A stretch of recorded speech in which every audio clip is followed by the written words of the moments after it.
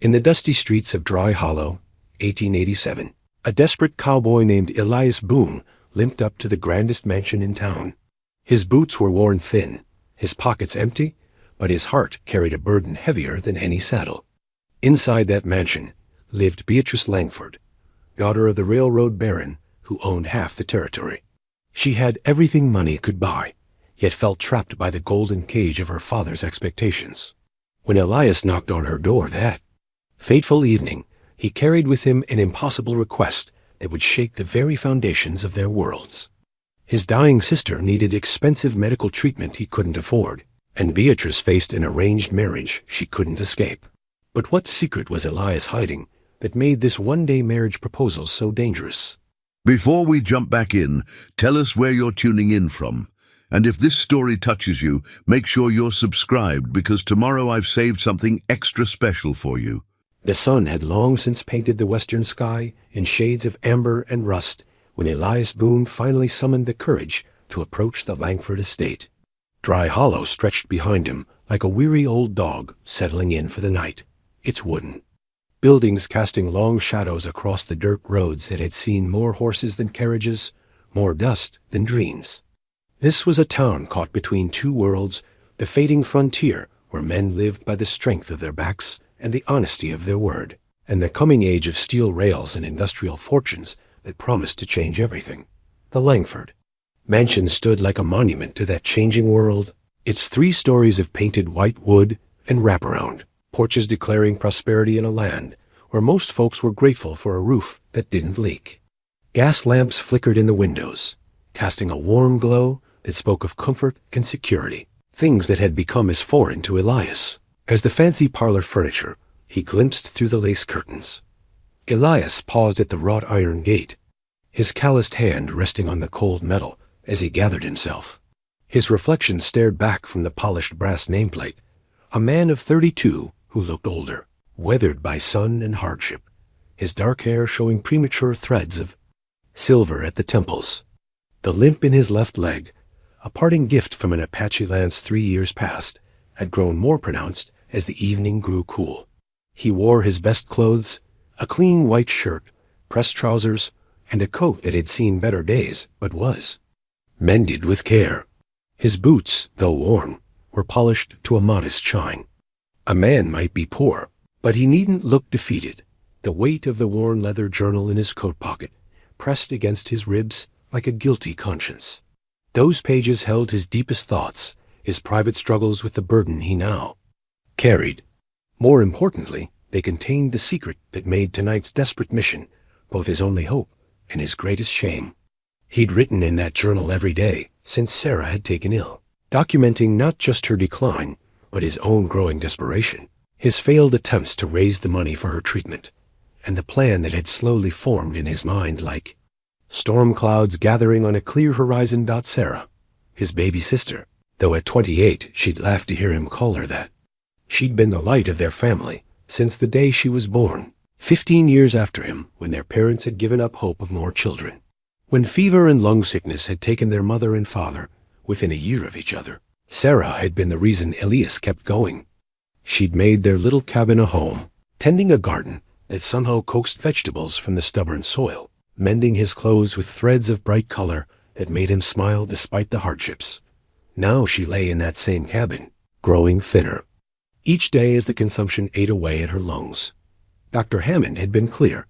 There was a specialist in Denver, new treatments that might save her, but they required more money than a struggling rancher could scrape together in a lifetime.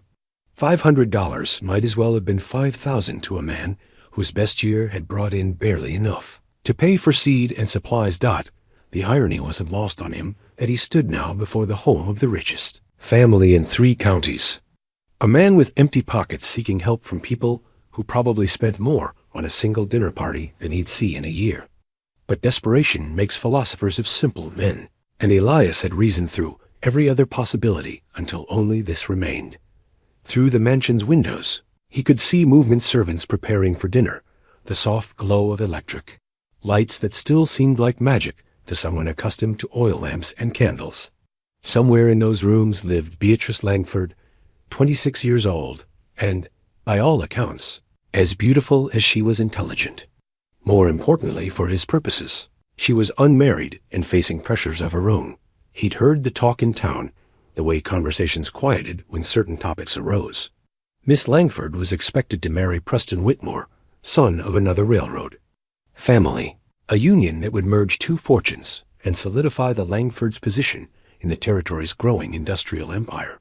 It was the sort of arrangement that made perfect sense to fathers concerned with legacy and business partners concerned with profit.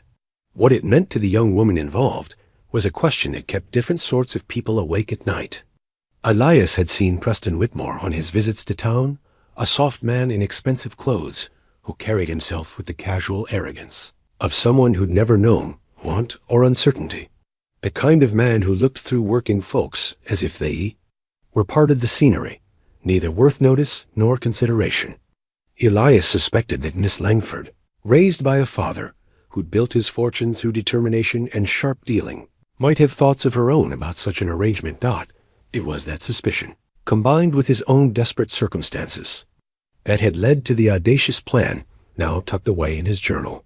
A plan so unlikely, so dependent on the kindness and understanding of a woman he'd never met, that it bordered on madness.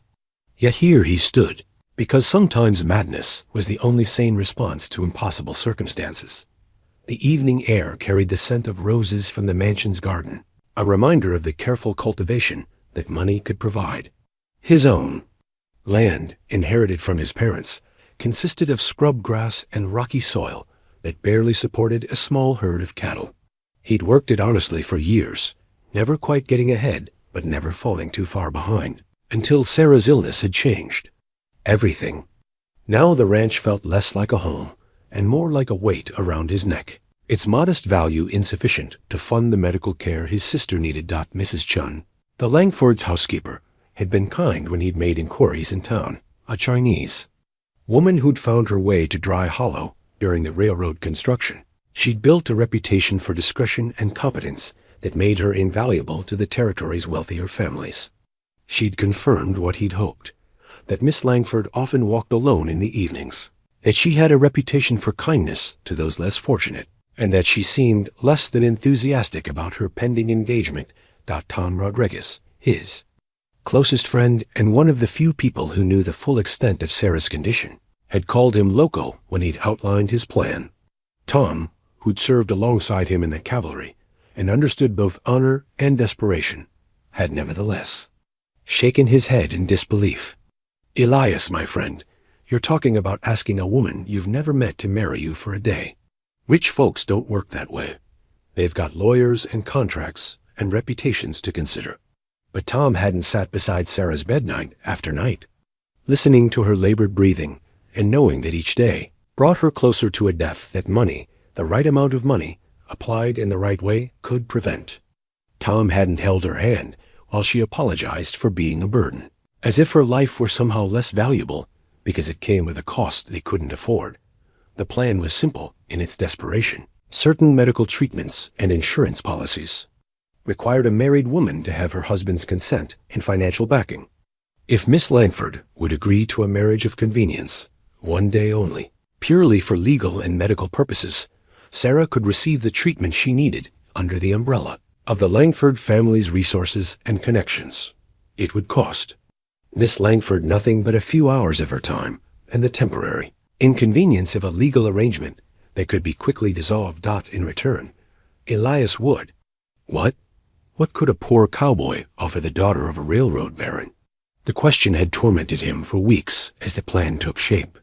Perhaps his willingness to dissolve the marriage immediately would be gift enough, a way for her to avoid, or at least delay the unwanted arrangement with Preston Whitmore. Perhaps she would see it as an adventure, a brief rebellion against the expectations that bound her as surely as poverty bound him.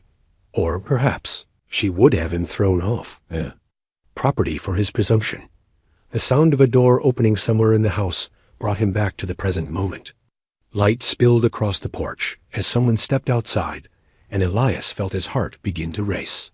This was it, the moment when months of planning and desperate hope would meet the reality of human nature and social convention. He straightened his shoulders, checked that his coat was properly buttoned, and pushed open the gate.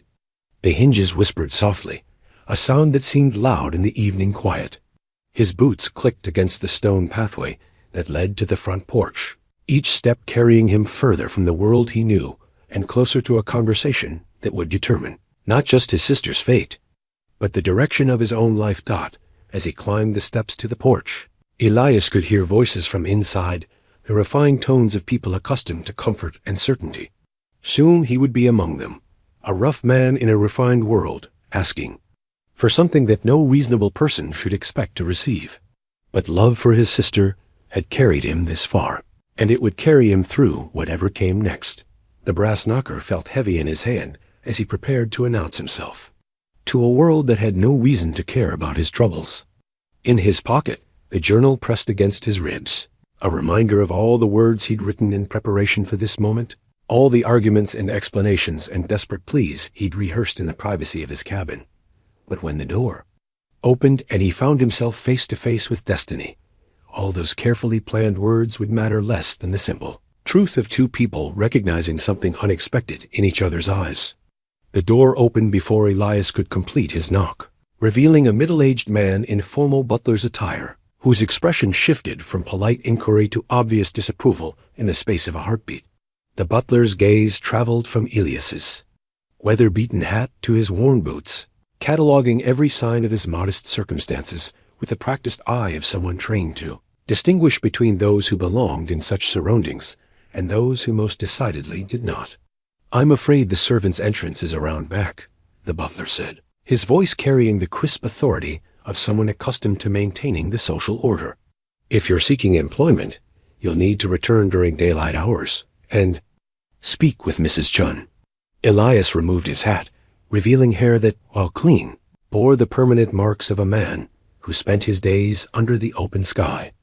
"I beg your pardon, sir, but I'm not seeking employment. I was hoping to speak with Miss Langford, if she might spare a few minutes for a matter of some urgency." The butler's eyebrows rose in a way that suggested Elias had just announced his intention to sprout wings and fly. "Miss Langford is not receiving visitors this evening. If you have business with the family, you may leave your card, and someone will contact you at an appropriate time." "I don't have a card," Elias said, feeling the weight of that simple truth.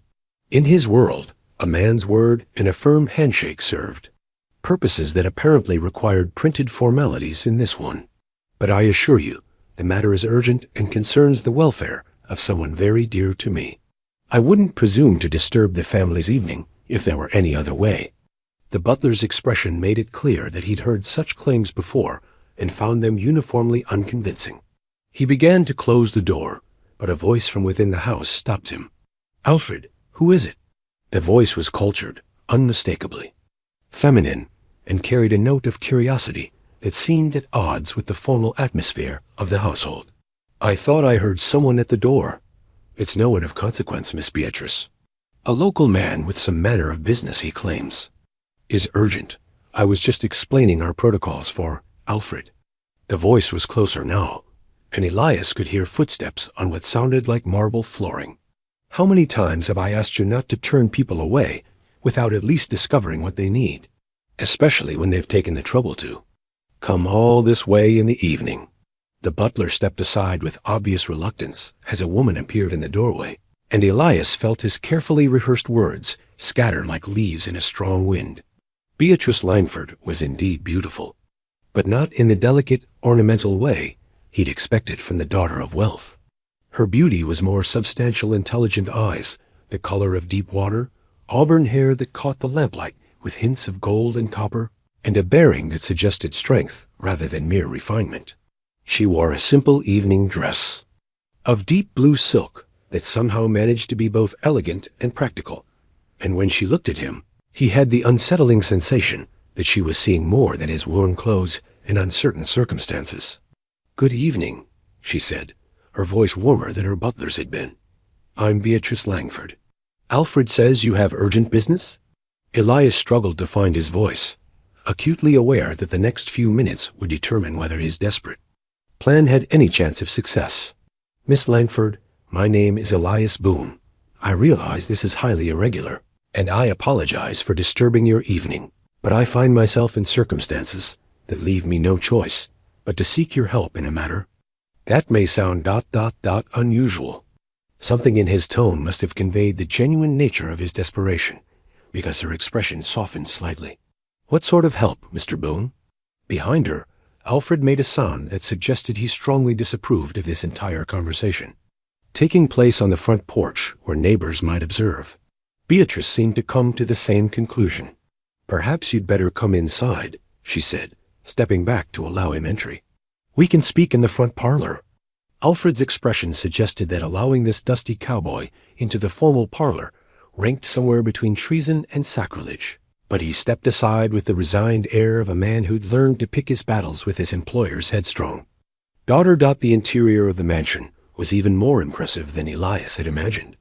The entrance hall soared upward to a second-floor balcony, its walls lined with oil paintings in heavy gold frames. A crystal chandelier cast warm light over furnishings that probably cost more than most people earned in a year. The floors were indeed marble, their surface so highly polished that they reflected the light like still water. Beatrice led him into a parlor that managed to be both luxurious and somehow comfortable, with deep leather chairs arranged around a fireplace where logs crackled cheerfully against the evening chill. She gestured to one of the chairs while taking a seat across from him, and Elias was grateful for the invitation to sit. His leg had begun to ache from the walk and the tension of the moment. Now then, Mr. Boone, she said, folding her hands in her lap with the graceful efficiency of someone accustomed to managing conversations. What sort of help brings you to my door on a Tuesday evening? Elias took a breath, knowing that everything depended on how well he could explain the impossible. Miss Langford, I have a sister, Sarah is her name, who is very ill. The consumption has taken hold of her lungs, and without proper medical treatment, she'll not see Christmas. Beatrice's expression grew more serious. I'm very sorry to hear that, Mr. Boone. Consumption is a terrible illness.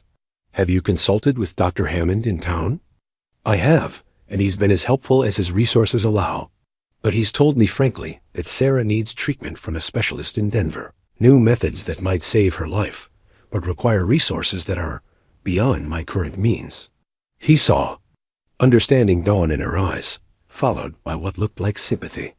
You're seeking financial assistance? Not exactly. Elias leaned forward, his hat turning nervously in his hands. The situation is more complicated than that.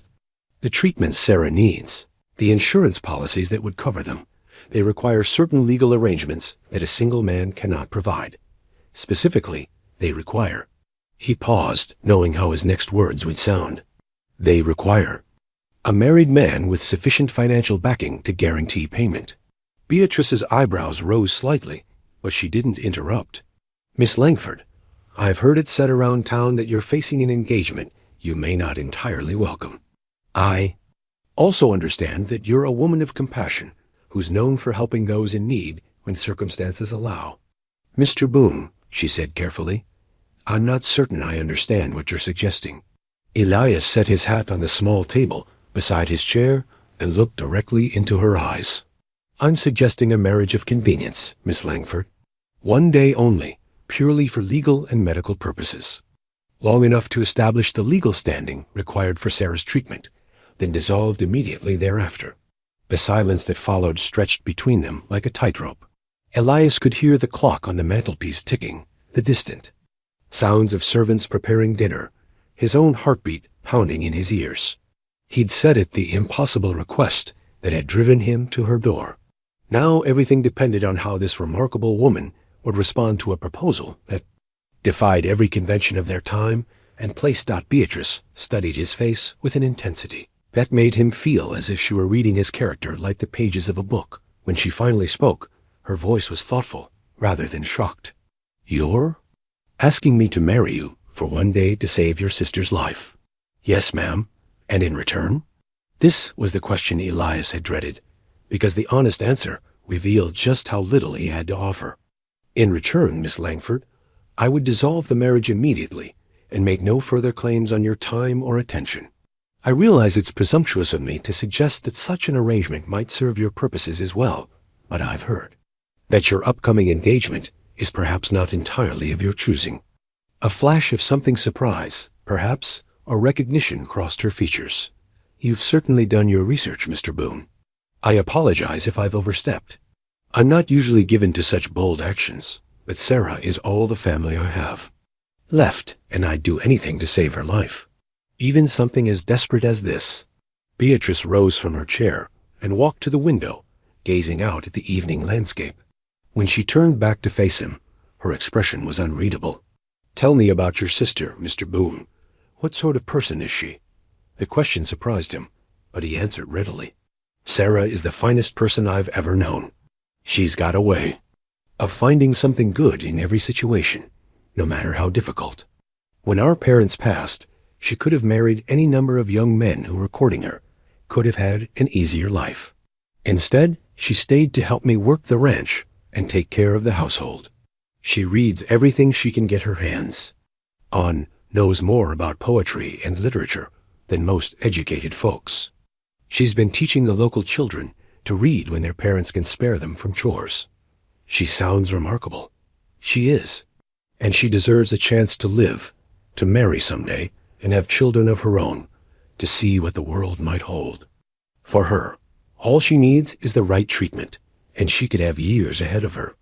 Beatrice returned to her chair, but instead of sitting, she stood behind it with her hands resting on its back. "Mr. Boone, what you're proposing is highly irregular.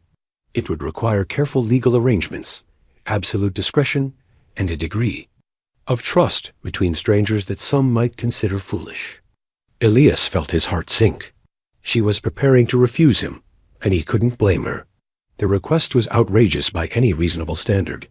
"However," she continued, and his head snapped up in surprise, "I find myself in a position where such an arrangement might indeed serve certain purposes of my own.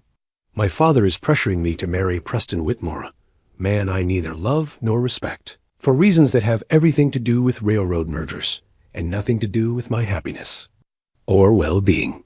She moved around the chair and sat down again, leaning forward with an expression of growing determination. "If I were to enter into a brief marriage with someone else, someone who has made it clear that he expects nothing beyond our agreement, would make my engagement to Mr. Whitmore impossible, at least temporarily. Long enough, perhaps, for me to find a more permanent solution to my circumstances."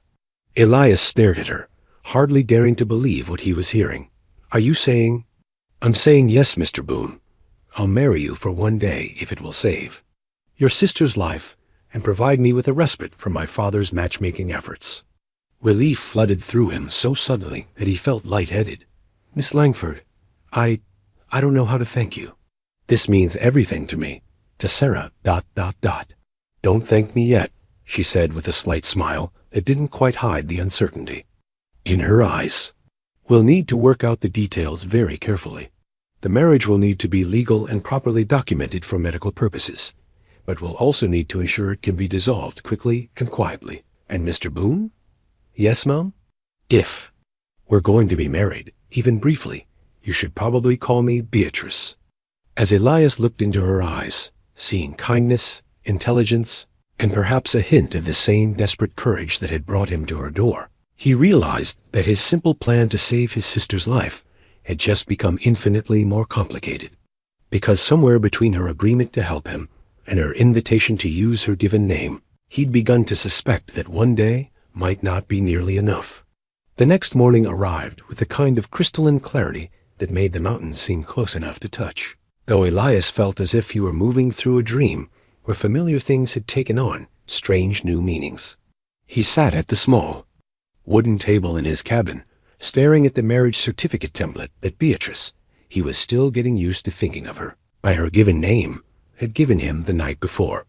The document looked official and imposing, its formal language making their extraordinary arrangement seem both more real and more surreal.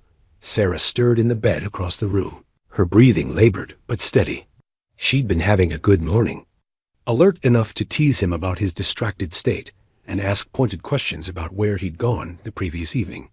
He'd told her only that he was working on a solution to their problem, unwilling to reveal the full scope of his plan until he was certain it would work. The sound of approaching hoofbeats drew his attention to the window, where he saw a small carriage making its way up the rough track to his cabin. His heart began to race as he recognized the Langford family's modest traveling coach, not the grand carriage used for formal occasions, but the practical vehicle Beatrice apparently used for her charitable visits around the territory. Mrs. Chun sat beside the driver, her weathered face impassive as always, while inside the carriage he could glimpse Beatrice herself, dressed in a simple traveling dress of dark green wool. The sight of her in his humble surroundings seemed to emphasize the vast difference between their worlds, and for a moment he wondered if she might have come to tell him she'd reconsidered. Elias? Sarah's voice was weak, but curious. Who's coming? To call? I thought I heard a carriage. Just someone who might be able to help with your medical situation, he said, moving to help her sit up against the pillows he'd arranged behind her. I may have found a way to get you the treatment Dr. Hammond recommended. Sarah's eyes brightened with hope, though her expression remained skeptical. What sort of way? You haven't done anything foolish, have you? Before he could answer, a knock came at the door. Elias smoothed his hair, checked that his shirt was properly tucked, and opened it to find Beatrice standing on his small porch, with Mrs. Chun slightly behind her. In the bright morning light, she looked even more remarkable than she had the night before, though he noticed she seemed nervous, her hands fidgeting with the small reticule she carried. Good morning, Mr. Boone, she said formally, though her eyes conveyed a warmth that hadn't been there during their initial meeting. I hope you don't mind the early visit, but I thought we should discuss the practical arrangements for our ... agreement. Of course. Please, come in. He stood aside to let her enter, acutely aware of how small and plain his cabin must seem to someone accustomed to mansion living. The single room served as kitchen, parlor, and his sleeping area, with Sarah's bed occupying the space near the fireplace where the warmth was best. His few possessions, books, tools, the hand-carved wooden horse he'd made for Sarah years ago, were arranged with military precision born of cavalry training and necessity. Mrs. Chun remained on the porch, but Beatrice stepped inside and immediately moved toward Sarah's bed, her manner becoming gentle and concerned. You must be Sarah. I'm Beatrice Langford. Your brother spoke of you with such affection last evening. Sarah's eyes widened as she took in their unexpected visitor. Miss Langford? The railroad baron's daughter? What brings you to our humble cabin? Beatrice glanced at Elias, who realized he needed to explain at least part of his situation. Sarah, Miss Langford has agreed to help us with your medical treatment. The arrangement is somewhat unconventional, but it should allow you to see the specialist in Denver. Unconventional how? Sarah's intelligence was one of the things Elias loved most about her, but at the moment he wished she were less perceptive. Beatrice sat carefully on the edge of the bed, her silk dress a stark contrast to the simple quilts their mother had sewn years ago. Sarah, your brother has proposed a business arrangement that would benefit us both. A temporary legal arrangement that would allow you to receive medical treatment under my family's insurance and connections. Sarah looked between them, her gaze sharp despite her illness. What sort of legal arrangement requires both of you to look so nervous? Elias sighed, realizing there was no way to hide the truth from someone who knew him so well. A marriage, Sarah. One day only, purely for legal and medical purposes. Miss Langford has kindly agreed to help us. The silence that followed was broken only by the crackling of the fire and Sarah's labored breathing. When she finally spoke, her voice carried a mixture of amazement and concern. Elias Boone, are you telling me you convinced this lovely young woman to marry you to help a sister you've never met? I convinced myself, actually, Beatrice said with a slight smile. Your brother made a very compelling case, and I have my own reasons for finding such an arrangement beneficial. Sarah studied Beatrice's face with the same intensity Elias had noticed the night before, as if she were reading character rather than features. And after one day, you'll simply dissolve this marriage and go your separate ways? That's the plan, Elias said, though even as he spoke the words, something in his chest tightened at the thought. Sarah's expression grew thoughtful. It's a generous thing you're doing, Miss Langford. I'm more grateful than I can express. But I have to ask, are you certain you thought this through? Marriage, even a temporary one, is not something to be entered into lightly. Beatrice's composure wavered slightly, revealing the uncertainty she'd been hiding. I'll admit, Sarah, that I've had some reservations. The arrangement is highly unusual, and there are social implications to consider. But sometimes circumstances require unusual solutions. What circumstances? Sarah asked gently. Beatrice hesitated, then seemed to decide that honesty was the best approach. My father is pressuring me to marry someone I don't love, for business reasons that have nothing to do with my happiness. A temporary marriage would give me time to find a better solution to my situation. Sarah nodded slowly, her expression growing more sympathetic. So you're both trapped by circumstances in different ways. It seems so, Beatrice agreed. Sarah looked at her brother with an expression he couldn't quite read. Elias, would you mind fetching some water from the well? I'd like to speak with Miss Langford privately for a moment. Elias felt a flash of panic at the idea of leaving the two women alone. He had no idea what Sarah might say, and their entire plan depended on Beatrice's continued cooperation.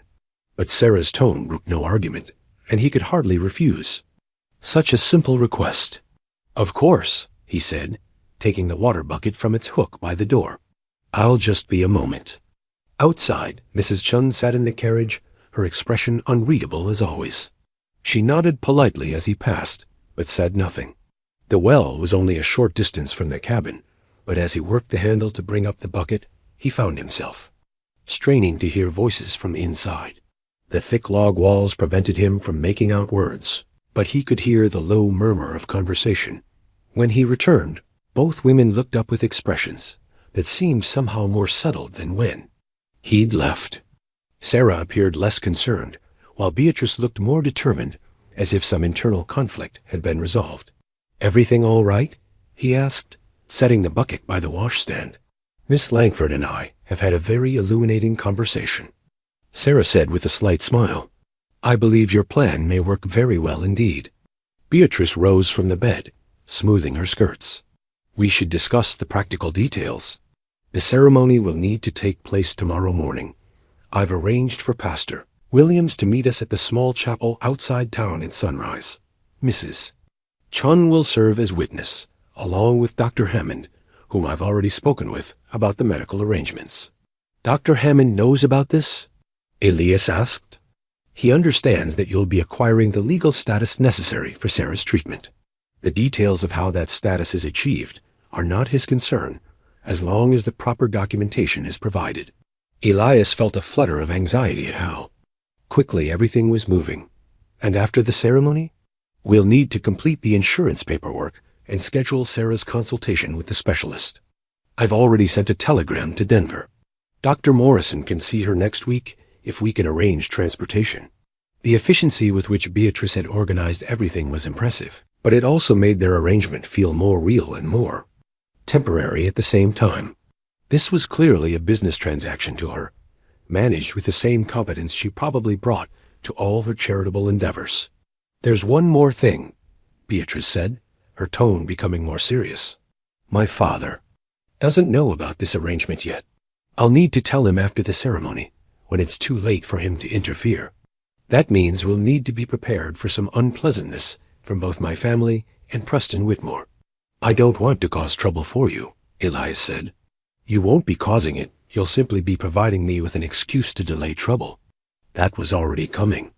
As they finalized the details of their extraordinary plan, Elias found himself watching Beatrice with growing admiration. She was clearly nervous about what they were undertaking, but her determination to help Sarah and escape her own unwanted engagement had transformed her from a sheltered heiress into something approaching a co-conspirator. When she finally prepared to leave, Sarah called her over for a private word. Elias watched as his sister took Beatrice's hand and spoke to her in low tones, too quiet for him to hear. Whatever she said brought a look of surprise to Beatrice's face, followed by something that might have been gratitude. What did you tell her? Elias asked after the carriage had disappeared down the track. Sarah smiled mysteriously. Just some advice about marriage, even temporary ones. Sometimes the most important things can't be planned in advance, brother. Dear, sometimes you have to trust in the possibility that life might surprise you. As Elias prepared for what would either be the most successful or most disastrous day of his life, he found himself wondering if Sarah's words carried more wisdom than either he or Beatrice were prepared to acknowledge. The sunrise ceremony at the small chapel took place in a hush that seemed to amplify every sound. The rustle of Beatrice's simple blue dress, the creak of the wooden pews, Pastor Williams clearing his throat as he opened his worn Bible. Elias stood beside her in his best clothes, freshly pressed and carefully mended, trying to reconcile the surreal nature of what they were doing with the very real legal documents they would sign. Afterward, Mrs. Chun sat in the front pew, her presence lending an air of respectability to the proceedings, while Dr. Hammond waited, near the back with his medical bag and a folder of insurance forms. The chapel itself was modest, built by the community for those who couldn't afford the grandeur of the main church in town, but the morning light streaming through its simple windows gave everything a golden, ethereal quality that made their practical arrangement feel unexpectedly sacred. "Dearly beloved," Pastor Williams began, his voice carrying the weight of decades spent officiating at life's most important moments. "We are gathered here in the sight of God to join this man and this woman in holy matrimony." Elias felt Beatrice's hand tremble slightly in his as they stood before the altar. When he glanced at her, he saw that her composure, so perfect during their planning sessions, had given way to something more vulnerable. Her eyes met his, and he saw in them the same mixture of determination and uncertainty that he felt churning in his own chest. The vows were traditional, spoken in voices that started uncertain but grew steadier with each word. When Pastor Williams asked if he would take Beatrice as his wife, to have and to hold from this day forward, Elias found himself meaning the words more than he'd expected to. And when Beatrice promised to love, honor, and cherish him, her voice carried a sincerity that suggested she too was surprised by the gravity of the moment. "You may kiss the bride," Pastor Williams said finally, and Elias realized they hadn't discussed this part of the ceremony. He looked at Beatrice questioningly, and she nodded almost imperceptibly before tilting her face up toward his. The kiss was brief, chaste, intended for the sake of propriety rather than passion. But when their lips met, Elias felt something shift inside him, a recognition that this woman, brilliant, brave, willing to risk social scandal to help a stranger's sister, was remarkable in ways that had nothing to do with her father's wealth or her position in society. When they separated, Beatrice's cheeks were flushed, and she looked as startled as he felt. They turned to face their small audience, officially husband and wife, for what was supposed to be the next 24 hours. And Elias wondered how something that had begun as pure necessity was already becoming something more complicated. Paperwork that followed was extensive. Dr. Hammond had prepared insurance documents that would cover Sarah's treatment, forms that required Elias's signature as her brother and guardian, and Beatrice's signature as his wife and financial guarantor. Each document they signed made their temporary union more legally binding and, paradoxically, more emotionally significant. "The specialist in Denver is expecting Mrs. Boone." Dr. Hammond paused, looking at Sarah, who had insisted on attending despite her weakness. He's expecting Miss Sarah next week. With these documents, she'll have access to the latest treatments, including the new sanitarium protocols that have shown remarkable success. Sarah, wrapped in blankets and supported by pillows they'd arranged in the chapel pew, looked between her brother and his new bride with an expression of wonder and growing affection. "I still can't believe you've done this for someone you barely know," she said to Beatrice. "Perhaps," Beatrice replied, "but I'm beginning to feel like I know you both better than I expected to." After the ceremony, they returned to the Boone cabin to collect Sarah's belongings for the journey to Denver. Elias had arranged for Ton Rodriguez to drive them in his larger wagon, since the trip would be easier for Sarah than the jostling she'd endure in Elias's old BUC KB OARD as they prepared for departure. Beatrice surprised them both by insisting on accompanying them to Denver. "The insurance requires a family member to oversee treatment decisions," she explained, though Elias suspected her motives were more personal than practical. "And I've never been to Denver. It seems like an appropriate destination for a ... honeymoon." The word hung in the air between them, heavy with implications neither had expected when they'd planned their arrangement. Tom, loading Sarah's few belongings into his wagon, raised an eyebrow but said nothing. He'd known Elias long enough to recognize when his friend was in deeper waters than he'd intended to navigate. The journey to Denver took 2 days, with an overnight stop at a way station that tested the boundaries of their arrangement. Elias had assumed they would maintain separate accommodations, but the station had only one room available, with a single bed and a chair that could serve as makeshift sleeping arrangements. "I'll take the chair," Elias said immediately, but Beatrice shook her head. "Don't be ridiculous. We're supposed to be married. Separate sleeping arrangements would raise questions we don't want to answer." She paused, looking around the modest room. "Besides, the bed is large enough for 2 people to sleep without ... impropriety." That night, as they lay on opposite sides of the bed with Sarah sleeping peacefully on a cot nearby, Elias found himself acutely aware of Beatrice's presence. She wore a simple nightgown that covered her completely, and they'd arranged a row of pillows between them like a fortress wall.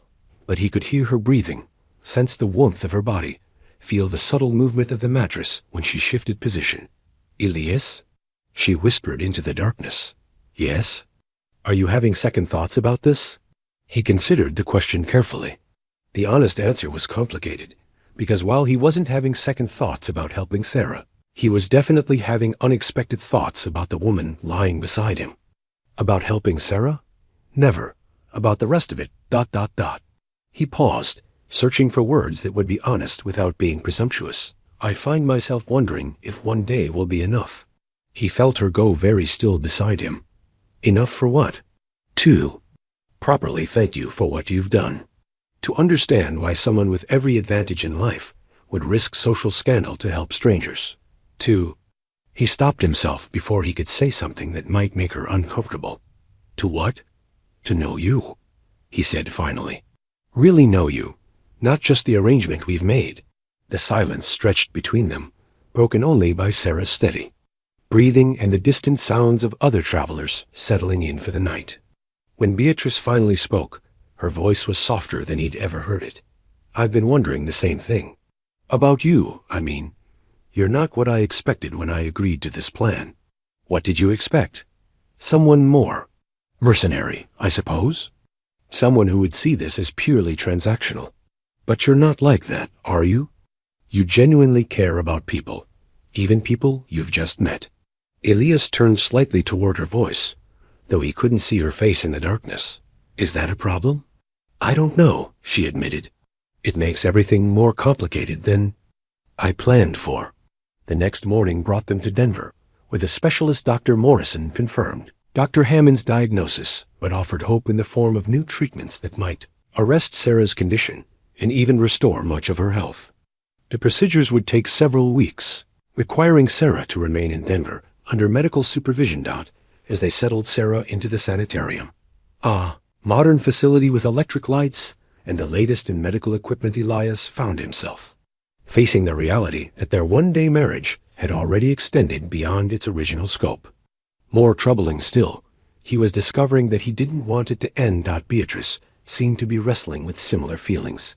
During their visits to Sarah, she displayed a natural warmth and compassion that had nothing to do with duty or charity. She read to Sarah from books of poetry, shared stories of her own travels, and listened with genuine interest to Sarah's observations about everything from the changing social landscape to her hopes for recovery. "She's going to be fine," Beatrice said on their third evening in Denver as they walked back to their hotel from the sanitarium.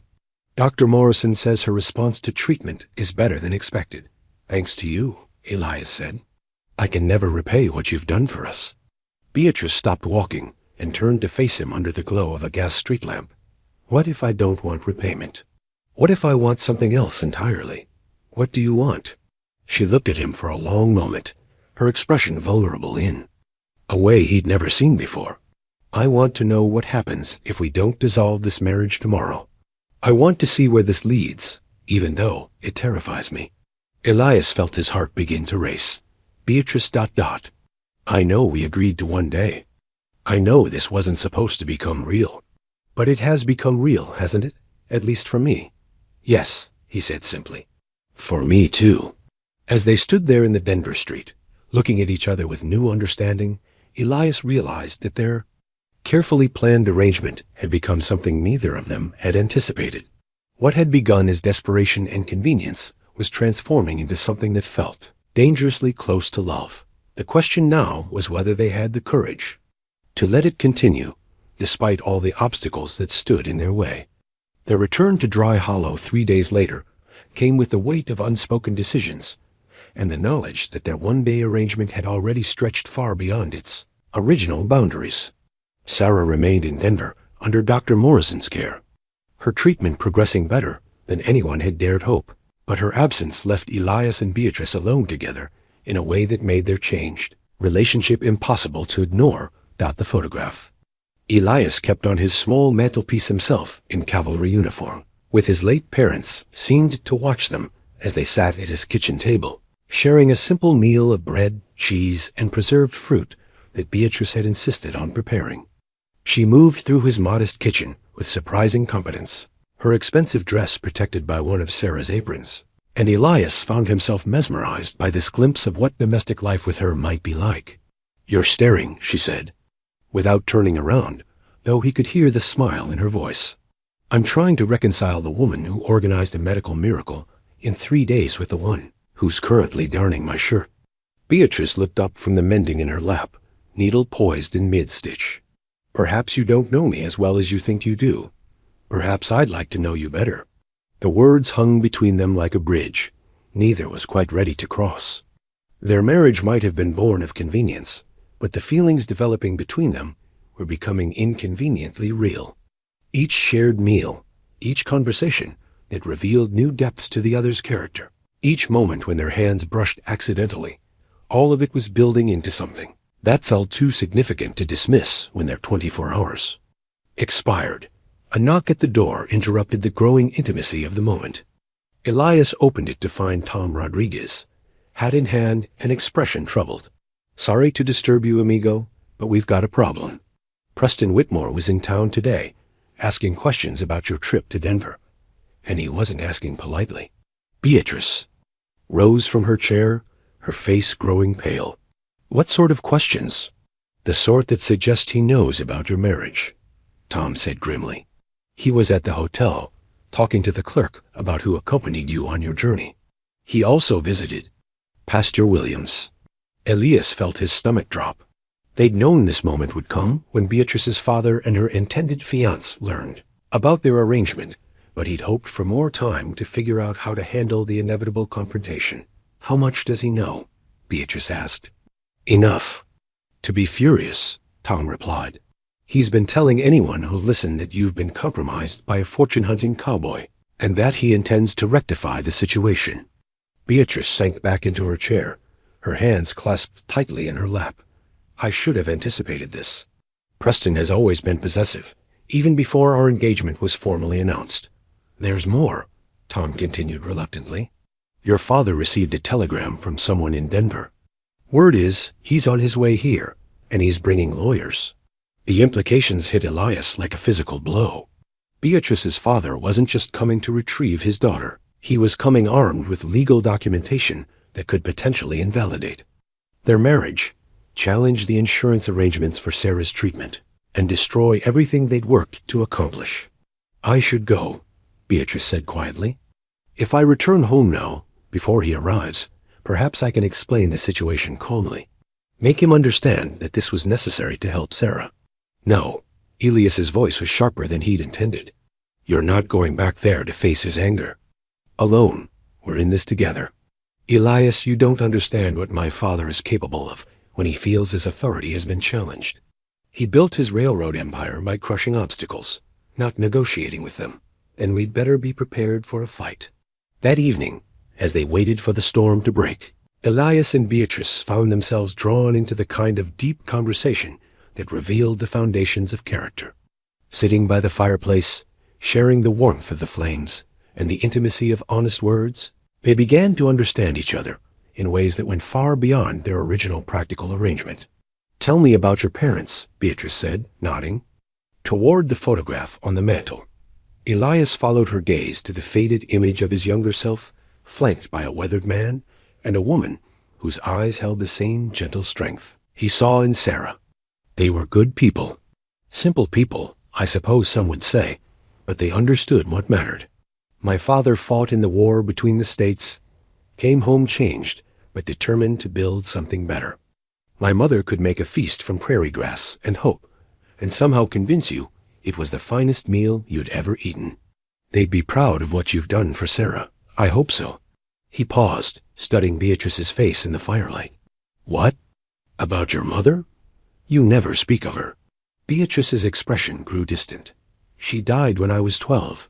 Cancer, though they didn't have good treatments then. Nothing like what Sarah's receiving now. My father. He loved her deeply, and when she died, something in him hardened. He threw himself into business, into building the railroad empire she'd never see completed. I think he's spent the last 14 years trying to construct a legacy, grand enough to honor her memory. And your place in that legacy is to marry well, produce grandchildren who will carry on the family name, and serve as a proper ornament to his success. Her voice carried a bitterness that spoke of years of feeling valued more for her social utility than her individual worth. Preston Whitmore represents everything my father believes I should want: wealth, social position, connections that will advance the family business. But not love. Preston doesn't believe in love, at least not the kind that involves seeing your partner as an equal. He believes in possession, in acquiring beautiful things that reflect well on his status. She looked directly at Elias. It's taken me this long to understand that love should be about recognizing the poetry in someone's soul, not the value of their social connections. The words seemed to surprise her as much as they did him, and Elias felt something shift in Digny. The air between them. They were no longer talking around their feelings or pretending that their marriage was purely practical. Beatrice, he said carefully, when your father arrives tomorrow with his lawyers and his threats, you'll have a choice to make. You can return to the life that was planned for you, marry Preston Whitmore, and forget this ever happened. Or, or, you can choose something different. Something that might not come with guarantees or social approval, but might offer something more valuable. What are you saying? Elias took her hands in his, feeling the smoothness of her skin against his own. Work-roughened palms. I'm saying that I've fallen in love with you, Beatrice. Not with your father's money or your social position, but with the woman who was brave enough to marry a stranger to save his sister's life. The woman who reads poetry to sick patients and darns shirts she doesn't need to mend. Tears gathered in her eyes, but her voice was steady when she spoke. I've fallen in love with you too. With the man who would risk everything for his sister, who treats a poor Chinese housekeeper with the same respect he shows a railroad baron's daughter, who sees beauty in simple things and finds poetry in everyday moments. As they sat there in the firelight, hands clasped and hearts finally open to each other, they both understood that tomorrow would bring a reckoning that would determine not just their immediate future, but the entire direction of their lives. The practical arrangement that had brought them together was about to be tested by forces neither of them could fully control.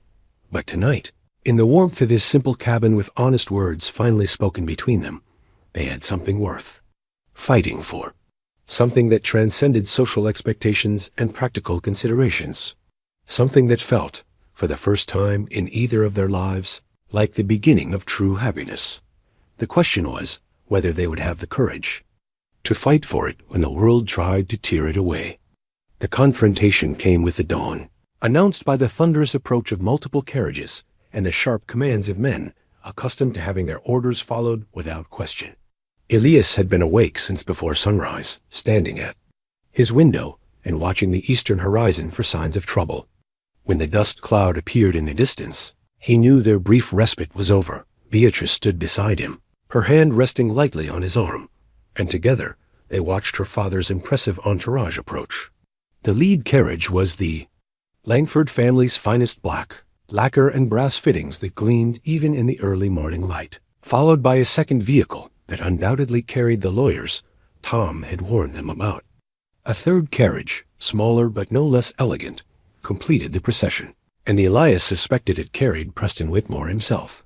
He's brought quite an army, Beatrice observed, her voice steady despite the circumstances. My father never believed in subtle approaches to problem-solving. Are you ready for this? She turned to look at him, and Elias saw in her eyes the same determination that had led her to accept his impossible proposal just a few days ago. I've been preparing for this my entire life, even if I didn't know it. The question is whether I'm brave enough to see it through. The carriages came to a halt in front of the cabin with military precision, and Charles Langford emerged from the lead vehicle like a force of nature, barely contained in human form. Even at 60, he was an imposing figure, tall, broad-shouldered, with silver hair and eyes that seemed to calculate the worth of everything they observed. His expensive suit was perfectly tailored, his bearing that of a man who had built an empire through sheer determination and an unwillingness to accept defeat. Behind him came 2 men in dark suits carrying leather portfolios, the lawyers who would undoubtedly attempt to unravel the legal knots that protected Sarah's medical treatment. And from the third carriage stepped Preston Whitmore, his handsome face twisted with an anger that made him look petulant rather than powerful. Elias opened the cabin door before they could knock, stepping out onto the porch to face them. Beatrice followed, positioning herself slightly behind him, but clearly visible to her father. The morning air was crisp and still, carrying the tension of the confrontation like an approaching thunderstorm. "Mr. Langford," Elias said with a respectful nod, "I assume you've come to discuss the recent changes in your daughter's circumstances." Charles Langford's gaze fixed on him with the intensity of a hawk studying potential prey. "I've come to rectify a situation that never should have been allowed to develop. Beatrice, you will gather your belongings immediately. We're returning home, where this unfortunate episode can be properly addressed." "Good morning, Father," Beatrice said calmly, making no move to obey his command. "I trust your journey from town was pleasant? The morning is quite beautiful." The casual greeting seemed to surprise Langford, as if he'd expected tears or apologies rather than composure. Preston Whitmore, however, had no patience for pleasantries. "Beatrice, what in God's name did you think you were doing?" he demanded, his voice rising with each word. "Marrying some dirt-poor cowboy like a common Mr. Whitmore," Elias interrupted, his tone polite but carrying an undertone of steel. "I'd ask you to be careful with your words when speaking about my wife." The simple claim of relationship hit the assembled group like a physical blow. Charles Langford's face darkened, while Preston looked as if he'd been slapped. One of the lawyers stepped forward, consulting his papers. "Actually, Mr. Boone, that's precisely what we're here to discuss. This alleged marriage was conducted under false pretenses, without proper consent from Miss Langford's family, and appears to have been motivated by fraudulent intent to gain access to family resources." Beatrice moved to stand beside Elias, her posture radiating the dignity she'd inherited from generations of strong-willed ancestors. "I was not aware that I required my father's consent to enter into marriage at the age of 26, and I can assure you that my decision was made freely and with full understanding of the circumstances. Circumstances that involved deceiving you about this man's true intentions," Charles Langford said, his voice carrying the authority of someone accustomed to controlling every aspect of his environment. "Beatrice, you've been manipulated by a fortune hunter who saw an opportunity to exploit your charitable nature." "Have I?" Beatrice's tone remained calm, but Elias could see the fire building in her eyes. "And what evidence do you have of this manipulation, Father?" One of the lawyers opened his portfolio and withdrew a sheaf of papers. "We've conducted an investigation into Mr. Boone's circumstances. His ranch is mortgaged beyond its value.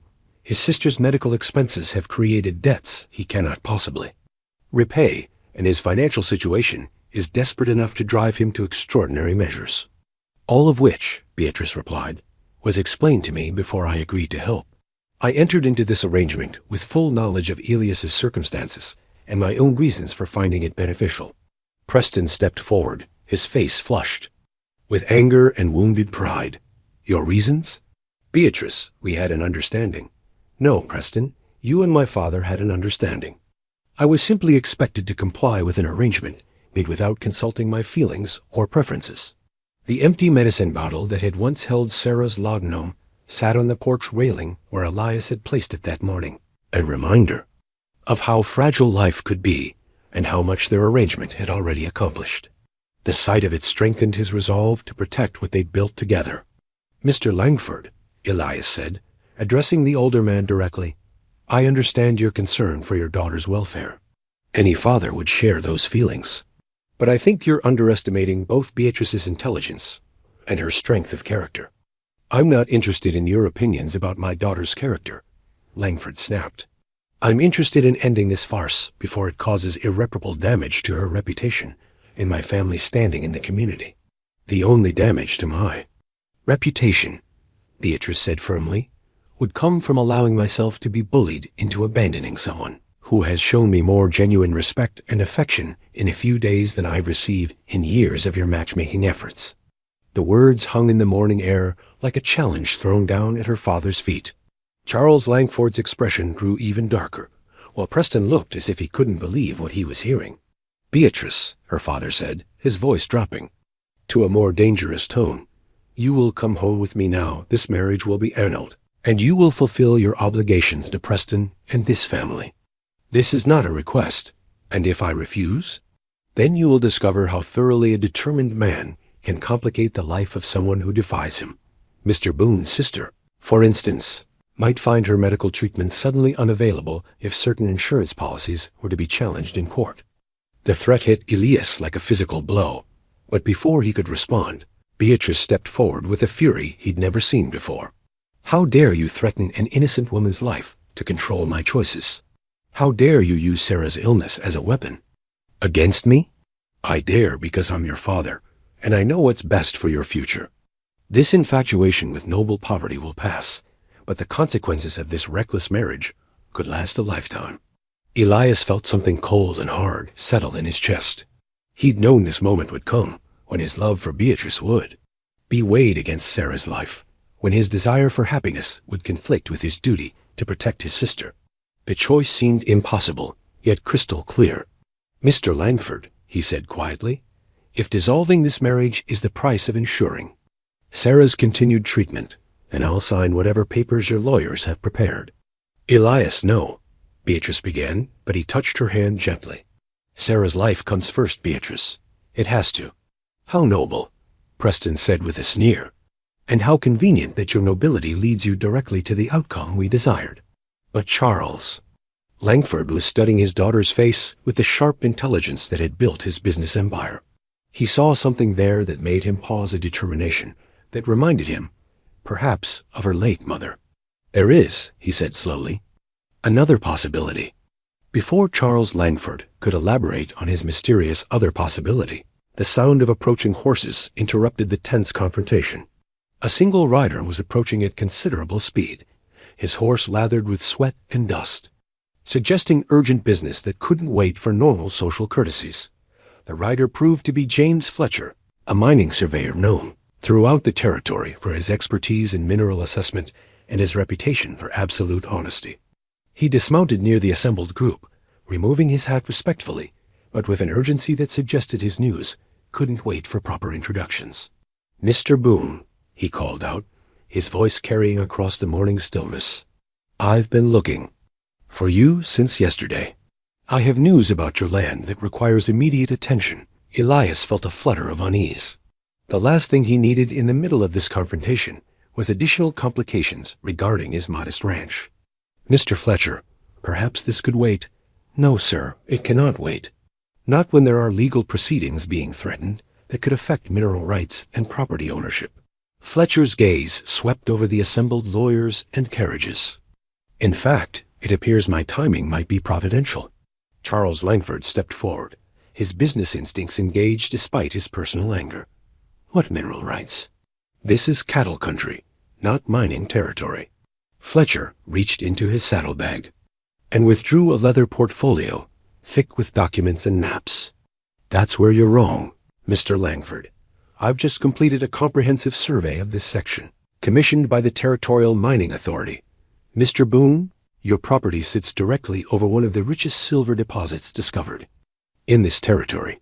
The words hit the assembled group like a thunderbolt. Elias stared at the surveyor in disbelief, while Beatrice gripped his arm with sudden understanding. Preston Whitmore's expression shifted from anger to confusion, and even Charles Langford looked genuinely surprised. That's impossible, Elias said weakly. This land has been in my family for 15 years. If there were valuable minerals here, wouldn't someone have discovered them before now? Silver deposits aren't always obvious from surface examination, Fletcher explained, spreading one of his maps on the porch railing.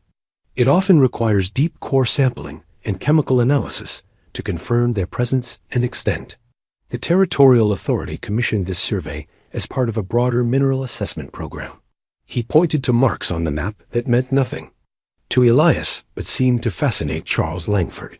Based on my measurements and assays, I estimate the deposits on your property are worth approximately $50,000, possibly more with proper extraction methods.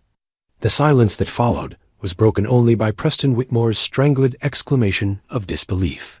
$50,000 was more money than most people saw in a lifetime, enough to fund Sarah's treatment 100 times over, enough to transform Elias from a struggling rancher into one of the wealthiest men in the territory. You're certain of these findings? Charles Langford asked, his legal and business instincts taking precedence over his paternal anger. I stake my professional reputation on them, Fletcher replied. The ore samples have been independently verified by assays in 3 different cities. Mr. Boone, you've been sitting on a fortune without knowing it. Elias felt the world shift around him as the implications sank in. His desperate plan to marry Beatrice for access to medical care, the humiliation of begging for help, the terrible choice between love and family duty, all of it had been based on a poverty that was apparently illusory. I don't understand, he said, his voice hollow with shock. If this land is so valuable, why am I barely scraping by? Why couldn't I afford Sarah's treatment? Fletcher folded his map carefully. Because silver in the ground isn't the same as money in the bank, Mr. Boone. Extracting and processing the ore requires significant initial investment, specialized equipment, and partnerships with companies that have the expertise to handle large-scale mining operations. However, Charles Langford interjected, his tone completely changed from a few minutes earlier. A man who owns proven mineral deposits of that magnitude has considerable collateral for securing those investments. The irony was devastating. Elias had been wealthy all along theoretically, at least, but without the knowledge or connections to access that wealth. His sister had nearly died because he didn't understand the value of the land beneath his feet, and he'd entered into a marriage of desperation with a woman who was beginning to look at him with an expression he couldn't quite read. Beatrice, he said urgently, turning to face her, I swear to you, I had no idea. This changes everything about our arrangement, about why I asked you to. Does it? She interrupted, her voice quiet but intense. Does it really change everything? Elias? The question hung between them like a bridge over dangerous waters. Preston Whitmore stepped forward with renewed confidence, apparently believing the revelation of Elias's hidden wealth would somehow restore his own position. Well, this certainly puts a different complexion on things, Preston declared. Beatrice, surely you can see that this man has deceived you about his circumstances. This entire marriage was based on false pretenses. Was it? Beatrice asked, her gaze never leaving Elias's face. Were you pretending to love your sister, Elias? Were you pretending to be desperate enough to risk everything for her life? No, but were you pretending when you told me you'd fallen in love with me? The question cut to the heart of everything, stripping away the layers of circumstance and complication to reveal the simple truth beneath. Elias looked into her eyes and saw not accusation, but something that might have been hope. No, he said simply. That was the most honest thing I've ever said. Charles Langford watched this exchange with the calculating expression of a man reassessing a complex business situation. Gentlemen, he said to his lawyers, I believe we need to reconsider our approach to this matter.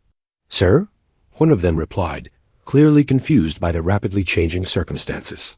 My daughter has apparently married a man of considerable means, even if he was unaware of those means at the time. That changes the legal and social implications significantly. Preston's face reddened with outrage. Charles, you can't be serious. This changes nothing about the fact that Beatrice was committed to marry me. Actually, Preston, it changes everything. Langford's voice carried a finality that suggested the conversation was over. My daughter is legally married to a property owner whose assets rival our own family's holdings. Any previous understanding between our families is obviously void. But he deceived her. Did he? Beatrice stepped forward, her voice carrying a strength that commanded attention. He told me he was poor and desperate, and he was lack of ready. Cash is still poverty, regardless of theoretical mineral wealth. He told me he would do anything to save his sister's life, and he proved that by risking social humiliation to ask for my help. Most importantly, he told me he was falling in love with me, and I believe him. She turned to face her father directly. What he didn't tell me, because he didn't know it himself, was that he was sitting on a fortune. But you know what, Father? I'm glad he didn't know, because it means that when he asked me to marry him, it was for the right reasons. When I said yes, it was because I saw the kind of man he really was, not because I was impressed by his assets. Fletcher cleared his throat. Diplomatically. If I might suggest, there are legal documents that need to be filed to establish Mr. Boone's mineral rights, and time is of considerable importance. Word of discoveries like this tends to spread quickly, and claim jumpers are always a concern. Charles. Langford nodded briskly. Of course, Mr. Boone, I suggest you accompany Mr. Fletcher to the territorial office immediately to secure your claims. My lawyers can assist with the paperwork. Consider it a wedding gift to my daughter. The rapid transformation from adversary to ally left Elias feeling dizzy. Mr. Langford, I appreciate the offer, but I don't want there to be any confusion about my intentions regarding Beatrice. I didn't know about the silver when I asked her to marry me. I believe you, Langford replied, studying Elias with new respect. But more importantly, my daughter believes you, and I've learned over the years that her judgment of character is usually superior to my own. As the reality of his situation began to sink in, Elias felt a mixture of relief, gratitude, and overwhelming responsibility. Sarah would receive the best medical care available, not as charity, but as a right he could now afford. His marriage to Beatrice, which had begun as desperation disguised as convenience, could continue as a genuine partnership between equals. But the knowledge that their entire relationship had been built on a misunderstanding of his circumstances created a new kind of uncertainty. Would Beatrice have agreed to marry him if she'd known he was wealthy? Would he have had the courage to approach her if he'd understood his own worth? What happens now? He asked, looking between Beatrice and her father. Now, Beatrice said, taking his hand with a firmness that suggested she'd made her decision, we figure out how to build a real marriage on the foundation of what we've already discovered about each other. The silver doesn't change who you are, Elias. It just changes what's possible for our future. As the assembled group began to disperse, Fletcher heading toward town with precious mineral claims, the lawyers packing away papers they no longer needed, Preston departing in furious silence, Elias and Beatrice found themselves alone again, facing a future that had been transformed in the space of a single conversation. The man who had knocked on her door as a desperate cowboy was now revealed as one of the territory's most promising landowners. But more importantly, he was still the man who would risk everything for love, and she was still the woman brave enough to answer his impossible request. The silver would change their circumstances, but it was their characters that would determine their happiness. The telegram arrived 2 days after the mineral survey revelation, delivered by a boy whose urgent knocking interrupted the careful planning sessions that had consumed Elias and Beatrice's time since learning of their unexpected fortune. The message was brief but devastating. Sarah's condition deteriorating rapidly. New complications. Return immediately. Dr. Morrison. Elias read the words twice, his hands trembling as the implications sank in.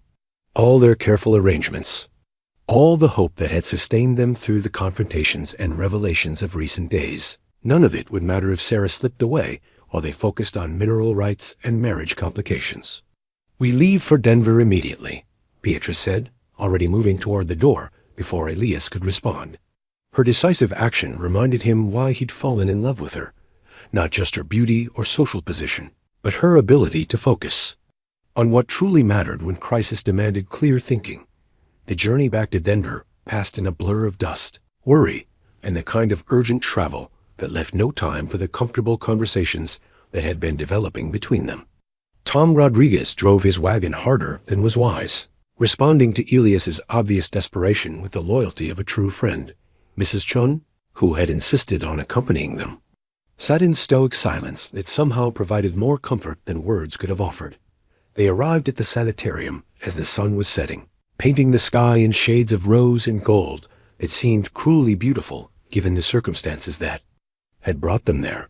Dr. Morrison met them at the entrance, his expression grave, but not hopeless, a distinction that Elias clung to as they followed him through the antiseptic corridors toward Sarah's room. The treatments were progressing well, Dr. Morrison explained as they walked, but yesterday she developed a severe fever that hasn't responded to our usual protocols. Her breathing has become more labored, and she's been drifting in and out of consciousness. Elias felt his heart constrict with familiar fear, the same helpless terror that had driven him to Beatrice's door in the first place. What can be done? There's a new treatment, still experimental, that might help. It involves a more aggressive approach to clearing her lungs, but it's risky and expensive. Cost isn't a concern. Elias interrupted, thinking of the silver deposits that had transformed their circumstances. Whatever she needs. Dr. Morrison nodded. I hoped you'd say that. Dr. Harrison from Johns Hopkins is in town consulting on another case. He's the foremost expert in these experimental treatments, but he'll need to begin immediately if there's to be any chance of success. They reached Sarah's room, and Elias felt his composure nearly shatter at the sight of his sister. The vibrant woman who had teased him about his growing feelings for Beatrice now lay pale and still against white pillows, her breathing shallow and labored. But when she heard their voices, her eyes opened and fixed on his face with unmistakable recognition. And love? Elias, she whispered, her voice barely audible but carrying infinite warmth. You came back. Of course I came back, he said, taking her hand and feeling how fragile it had become. We're going to get you the best treatment available, Sarah. Dr. Harrison from Johns Hopkins is here, and he has new methods that can help you. Sarah's gaze shifted to Beatrice, who had moved to stand beside the bed with tears visible in her eyes. How are you, dear one? Marriage seems to agree with you both. We're fine, Sarah, Beatrice said softly. The important thing now is getting you well. A smile ghosted across Sarah's pale features. I have something for you both. In my bag. There's a letter I wrote when I was feeling stronger. I wanted you to have it in case. Don't talk like that, Elias said firmly. You're going to recover, and you can tell us whatever you wanted to say in person. But Sarah had already closed her eyes, the brief conversation having exhausted her limited energy. Dr. Morrison gestured for them to follow him back to the corridor, where he could speak more freely about the treatment options. Dr. Harrison is prepared to begin the experimental therapy tonight, he said. It involves a surgical procedure to clear the infected tissue from her lungs, followed by a new type of medication that's shown promise in similar cases. But I must be honest with you, the procedure itself is dangerous, and her weakened condition makes the risks even greater. What are her chances without the treatment? Beatrice asked. Dr. Morrison's expression grew even more grave. Without intervention. I believe she has perhaps a week, maybe less. The choice was stark and terrible, but Elias knew there was really no choice at all. When can Dr. Harrison begin? He's preparing now. The procedure will take several hours, and recovery, if successful, will require weeks of careful monitoring. I should warn you that even if everything goes perfectly, she faces a long and difficult healing process. As they waited for the surgery to begin, Elias and Beatrice found themselves alone in the sanitarium's small chapel, a quiet space where families could pray or simply sit with their thoughts during medical crises. The letter Sarah had mentioned lay between them on the wooden pew, her familiar handwriting visible through the thin paper. Should we read it now? Beatrice asked softly. Elias picked up the envelope, noting how his sister had written both their names across the front in her careful script. She said it was in case. I think we should wait. When she's recovered, she can tell us what it says herself. And if she doesn't recover? The question hung between them like a shadow, acknowledging the possibility neither wanted to voice. Elias looked at the letter in his hands, then at the woman who had risked everything to help a stranger sister, and felt the weight of decisions that could reshape their entire future. Beatrice, I need to ask you something, and I need you to be completely honest with me. Of course. If Sarah doesn't survive this, if the experimental treatment fails, and we lose her, will you still want to stay married to me? Or was your willingness to make this real dependent on the happy ending we thought we were building toward? Beatrice turned to face him fully, her expression serious and intent. Are you asking whether I love you only when circumstances are favorable? I'm asking whether you're prepared for the possibility that our marriage might begin with grief instead of joy. Whether you can build a life with a man who might always carry the weight of losing the most important person in his world. Elias, she said, taking his hands in hers, when I agreed to marry you for one day, I thought I was helping a stranger save his sister's life. When I realized I was falling in love with you, I thought I was discovering something wonderful and unexpected. But if Sarah doesn't survive tonight, I'll be learning something else entirely, how to love someone through the worst loss imaginable. And you're willing to do that? I'm willing to try. Because the man I've fallen in love with is someone who would move mountains for the people he cares about. Someone who sees beauty in simple things and finds poetry in everyday moments. Someone whose capacity for love is so deep that losing Sarah would break his heart, but not his ability to eventually heal and love again. Before Elias could respond, Dr. Morrison appeared in the chapel doorway. Dr. Harrison is ready to begin. If you'd like to see Sarah before the surgery... They returned to her room, where Sarah had been prepared for the procedure. Despite her weakened condition, she was conscious and alert, her eyes bright with the same intelligence and warmth that had always defined her. I want you both to know, she said, her voice stronger than it had been earlier, that whatever happens tonight, these past few weeks have been the happiest of my life. Not because of the treatment, though I'm grateful for it, but because I've watched my brother discover what real love looks like. She looked directly at Beatrice. Take care of him for me, dear one. He pretends to be strong enough to handle anything, but he needs someone who sees the poetry in his soul. I will, Beatrice promised, tears streaming down her face. Sarah's gaze returned to Elias. And you take care of her. She's braver than she knows, and stronger than she believes.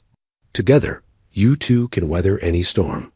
As they wheeled Sarah toward a surgical suite, Elias felt as if he were watching his past and future collide in a moment that would define everything that came after. The experimental treatment would either save the sister who had been his anchor through every hardship, or cost him the last connection to his childhood and the family that had shaped him. But as he stood beside Beatrice in the corridor, watching the surgical doors close behind Sarah's gurney, he realized that whatever the outcome, he wouldn't face it alone. The woman who had agreed to marry him for one day had become his partner in hoping, grieving, and believing in the possibility that love could sustain them through whatever challenges lay ahead. The next few hours would determine whether their marriage would be blessed with the presence of the sister who had made it possible, or whether they would begin their life together in the shadow of loss. Either way, they would face the future together, bound by promises that had grown from convenience into conviction, from necessity into love. The surgical waiting room at midnight felt like a place suspended between worlds, too quiet for the living, too full of desperate hope for the dying. Elias paced the small space with restless energy, his cavalry medal pressing against his chest. Beneath his shirt, a reminder of other battles fought and survived. Beatrice sat in one of the hard wooden chairs, her hands clasped in her lap, watching him with the patient attention of someone who understood that some kinds of waiting required movement while others demanded stillness they had been alone for. 2 hours since Dr. Harrison disappeared behind the surgical doors with Sarah. 2 hours of watching the clock, hands move with agonizing slowness while trying to maintain hope in the face of impossible odds. The experimental surgery was their last chance, the final throw of dice in a game where the stakes were measured in heartbeats, and the currency was love itself. Tell me about the medal, Beatrice said suddenly, breaking the silence that had stretched. Between them like a taut wire dot, Elias stopped pacing and touched his chest instinctively. How did you know? I've seen you touch it when you're worried. During the confrontation with my father, when we were planning the trip to Denver, tonight, while we were waiting for news about the surgery. He sat down beside her for the first time in hours, suddenly exhausted by the weight of carrying so much fear alone. It was my father's. He earned it during the war between the states, at a battle where his regiment held a bridge against overwhelming odds. When he gave it to me before I enlisted, He said it wasn't about the courage to fight, but about the courage to keep fighting when everything seemed lost. Is that what you're doing now? Fighting when everything seems lost? Elias looked at her. This remarkable woman who had entered his life as a practical solution to an impossible problem, and somehow become the person he couldn't imagine living without. I'm trying to, but I've never faced a battle where I couldn't do anything but wait. You're not waiting, Elias. You're loving. You brought Sarah here. You made sure she had the best possible treatment. You've given her every chance to survive. Sometimes love means fighting, and sometimes it means trusting others to fight for you. Before he could respond, the surgical doors opened and Dr. Harrison emerged, still wearing his surgical gown and carrying the grim expression of a man who had just waged war against death itself. Elias and Beatrice rose as one, their hands instinctively finding each other as they prepared to hear news that would reshape their understanding of the future. The surgery was successful, Dr. Harrison said without preamble, and Elias felt his knees nearly buckle with relief. We were able to remove the infected tissue and clear her breathing passages. Her heart remained strong throughout the procedure, which is encouraging given her overall condition. Then she's going to recover? Beatrice asked. Dr. Harrison's expression remained cautious. The next 48 hours will be critical. Her body needs to respond positively to the new medication and begin the healing process. But I can tell you that her vital signs are stable, and she survived a procedure that would have been impossible even 5 years ago. Can we see her? Briefly. She's unconscious from the anesthesia, but hearing familiar voices may help orient her as she begins to wake up. They followed Dr. Harrison back through the corridors that had become as familiar as the rooms of their own homes, past other patients fighting their own battles against illness and injury. Sarah's room had been transformed into something resembling a field hospital, with additional equipment monitoring her breathing and heart rate, tubes and wires that looked intimidating, but represented the cutting edge of medical science. Sarah herself looked impossibly small against the white linens, her face pale but peaceful, her breathing assisted by a mechanical device that expanded and contracted with rhythmic precision. But she was alive, and the monitors showed the steady patterns of a heart that refused to surrender. Sarah, Elias said softly, taking her hand and feeling warmth that had been absent during her fever. The surgery went well. Dr. Harrison says you're going to be fine. Beatrice moved to the other side of the bed, her voice gentle as she added, We're both here, dear one. You just focus on getting strong again. For a moment, Sarah's eyelids fluttered as if she were trying to respond, and Elias felt a surge of hope that perhaps the worst was truly behind them. But Dr. Harrison gestured them back toward the corridor, mindful of his patient's need for rest. The nursing staff will monitor her continuously, he assured them. If there are any changes, you'll be notified immediately. For now, the best thing you can do is get some rest yourselves. The next few days will require all your strength. They found rooms at a nearby hotel, but sleep proved elusive despite their exhaustion. Elias lay in the darkness, staring at the ceiling and replaying every moment of the day, from the terror of receiving Dr. Morrison's telegram to the cautious hope in Dr. Harrison's voice. The surgery had been successful, but he understood enough about medical procedures to know that success was measured in stages, not single moments. Somewhere in the building next door, Sarah was fighting for her life with the assistance of the most advanced medical science available. The experimental treatment might save her, or it might simply delay the inevitable. There was no way to know which outcome awaited them, no guarantee that their desperate gamble would pay off. But as he lay there in the hotel room darkness, Elias realized that something fundamental had shifted in his understanding of courage and love. For weeks, he had carried the burden of Sarah's illness, as if her survival depended entirely on his ability to solve an impossible problem. The marriage to Beatrice, the discovery of mineral wealth, the confrontation with her father, all of it had been driven by his desperate need to control circumstances that were ultimately beyond his control. Now, in the quiet hours after the surgery, he understood that love wasn't about solving problems or controlling outcomes. It was about standing witness to another person's struggle, about being present for joy and sorrow alike, about choosing to remain connected even when connection meant sharing pain. A soft knock at his door interrupted his thoughts. He opened it to find Beatrice standing in the hallway, her hair loose around her shoulders, and her expression vulnerable in a way he'd never seen before. "I couldn't sleep," she said simply. "Neither could I." She entered his room without invitation, moving to the window that looked out toward the sanitarium where Sarah lay fighting for her future. "I keep thinking about what she said before the surgery, about watching you discover what real love looks like." "What about it?" "I think she was wrong about one thing. I don't think you discovered love these past few weeks. I think you've always known how to love deeply and completely. What you discovered was someone who could love you back the same way." Elias moved to stand beside her at the window, their shoulders almost touching as they looked toward the building where Sarah's life hung in the balance. "Are you saying you love me the way I love Sarah?" "I'm saying I love you the way you love completely, without reservation, regardless of circumstances or outcomes. When I agreed to marry you for one day, I thought I was helping a stranger. When I realized I was falling in love with you, I thought I was discovering something unexpected. But tonight, watching you carry the weight of Sarah's illness with such grace and determination, I realized I was learning something much more important." "What was that?" "I was learning what it means to choose someone not just for the joy they bring to your life, but for the person they become when facing the worst challenges life can offer."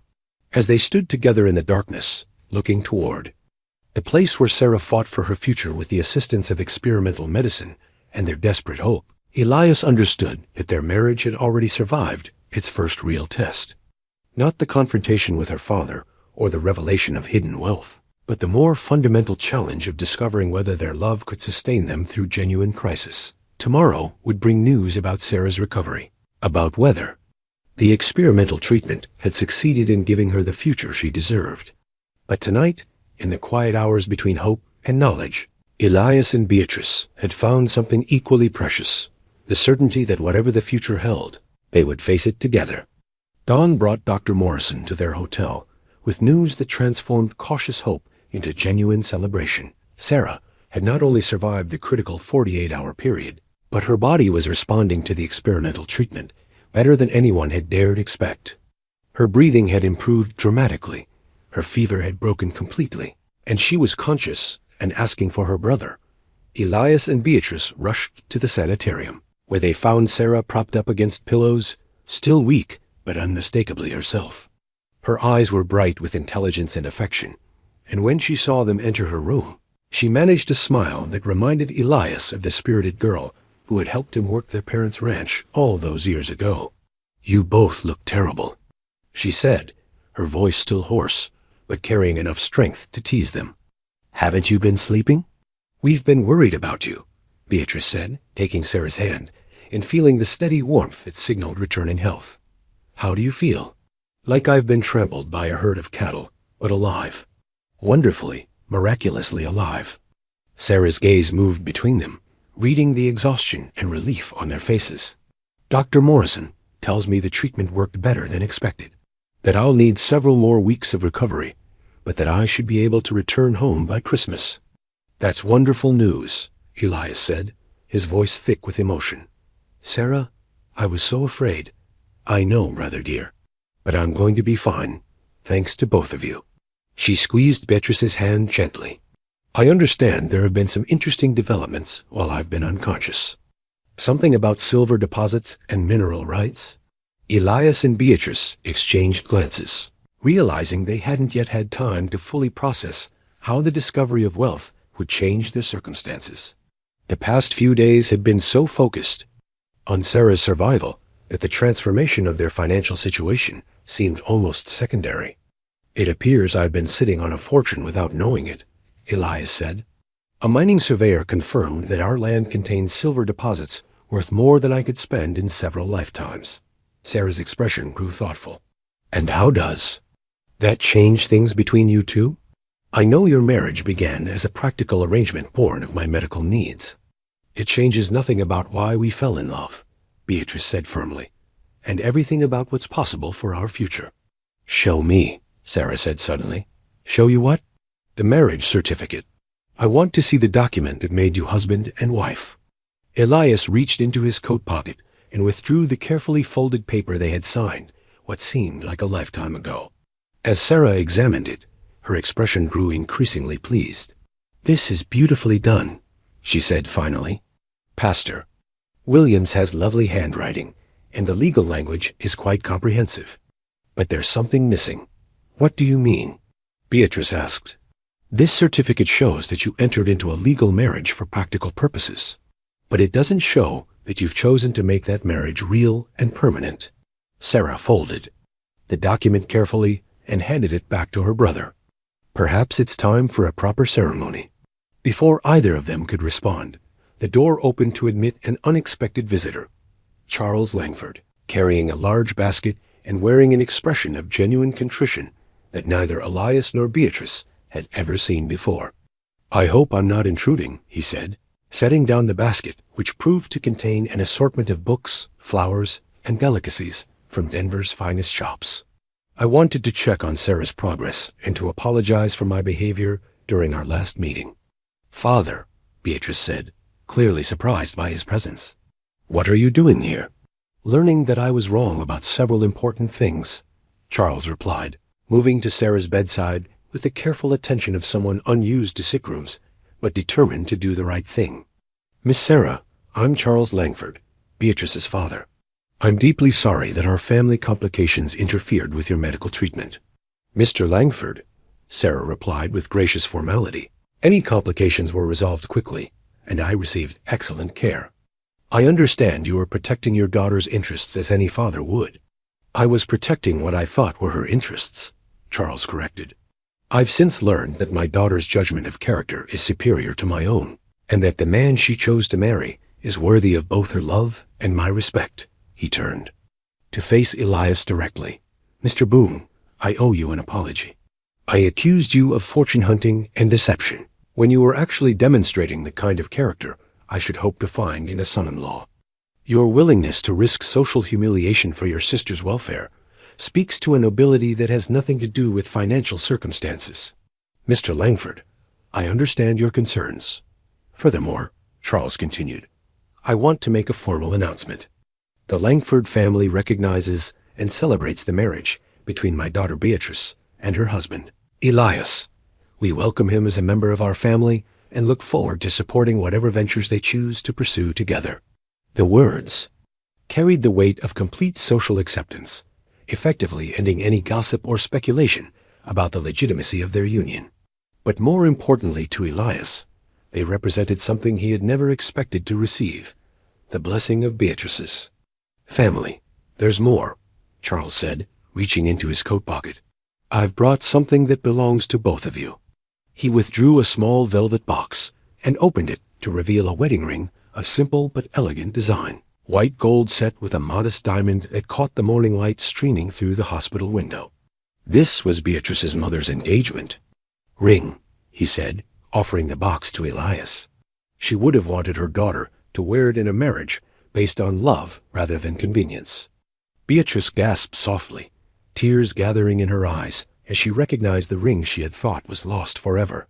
"Father, I thought you had given that to Preston." "I never gave Preston anything that belonged to your mother," Charles said firmly. "That ring was always meant for you when you found someone worthy of wearing it." Elias took the ring from the box, feeling the weight of tradition and acceptance it represented. When he looked at Beatrice, he saw in her eyes the same mixture of love and determination that had carried them through every challenge of the past weeks. "Beatrice Langford Boone," he said, using her full married name for the first time, "will you wear your mother's ring as a symbol that our marriage is real and permanent, based not on convenience or necessity, but on the love we've discovered in each other?" "Yes," she said simply, extending her hand so he could slip the ring onto her finger. "Yes, I will." As the ring settled into place, perfectly sized as if it had been made for her, Sarah clapped her hands together with delight. "Now that," she said with satisfaction, "looks like a proper marriage." The moment was interrupted by the arrival of Dr. Harrison, who had come to check on his patient's progress. When he saw the small gathering around Sarah's bed, he smiled with the satisfaction of a man who had witnessed not just medical recovery, but the healing of relationships that had seemed beyond repair. "I see my patient is receiving excellent," care from her family, he observed. "How are you feeling today, Sarah?" "Like I have many years ahead of me to enjoy," she replied. "Many years to watch my brother and his wife build something beautiful together." As Dr. Harrison conducted his examination, confirming that Sarah's recovery was proceeding even better than hoped, Elias found himself holding Beatrice's hand and marveling at how completely their circumstances had changed. What had begun as a desperate attempt to save his sister's life had become the foundation for a marriage that promised happiness beyond anything he had ever imagined possible. The silver deposits would provide financial security. Charles Langford's acceptance would ensure social respectability, and Sarah's recovery would allow them to begin their married life with joy rather than grief. But most importantly, they had discovered that their love was strong enough to weather any storm, practical enough to solve real problems, and deep enough to sustain them through whatever challenges the future might bring. 6 months later, on a spring morning, when the mountain air carried the scent of wildflowers and new beginnings, Elias stood on the porch of his transformed ranch, watching his wife tend the expanded garden she had planted with Sarah's enthusiastic assistance.